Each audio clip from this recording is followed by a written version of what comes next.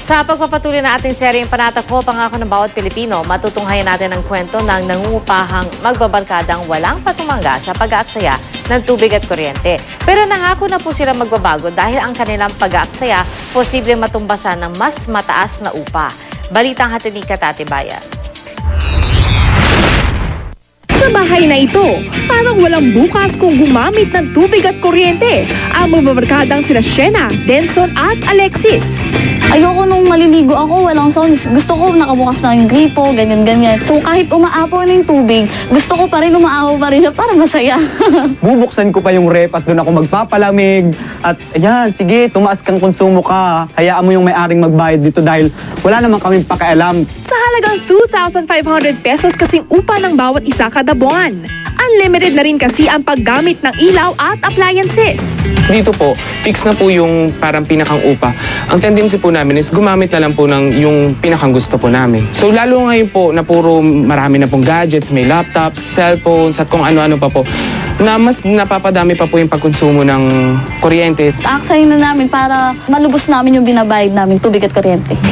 Pero matapos mapagsabihan ng may-ari, natauhan sila na baka tumaas ang upa. Naaawa na rin ako doon sa magulang ko na parang paaral sila ng paaral, bigay sila ng bigay ng ganito, na parang ako naman sarap buhay lang, hindi ko iniisip kung saan na nga ba halos sila kumuha ng pera.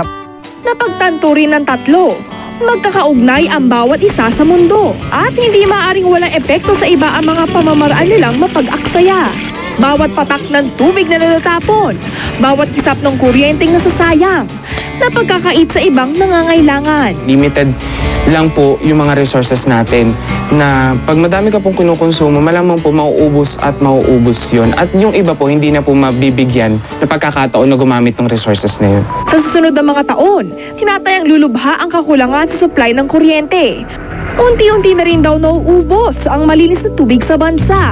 Kaya ang tatlong magkakabarkada, may bagong panata. Sisisi ako kasi dahil sa kapabayaan ko, dahil sa mataas yung pagkonsumo ko ng kuryente is nagkakaroon ng deprivation sa mga tao na hindi rin nabibigyan ng basic needs. Nasaan yung disiplina ko bilang tao na lang? Ba't ka nag-aaksaya ng tubig? Ba't ka nag-aaksaya ng kuryente? May mas nangangailangan yan. Nagsisisi ako dahil kailangan mo yung tubig at kuryente tapos aaksayin mo. Panata ko na magtitipid na ako ng tubig at kuryente. Sila si Shena San Pedro, si Denson Acumular, si Alexis Betito. At ito ang kanilang panata. Katatibayan, GMA News.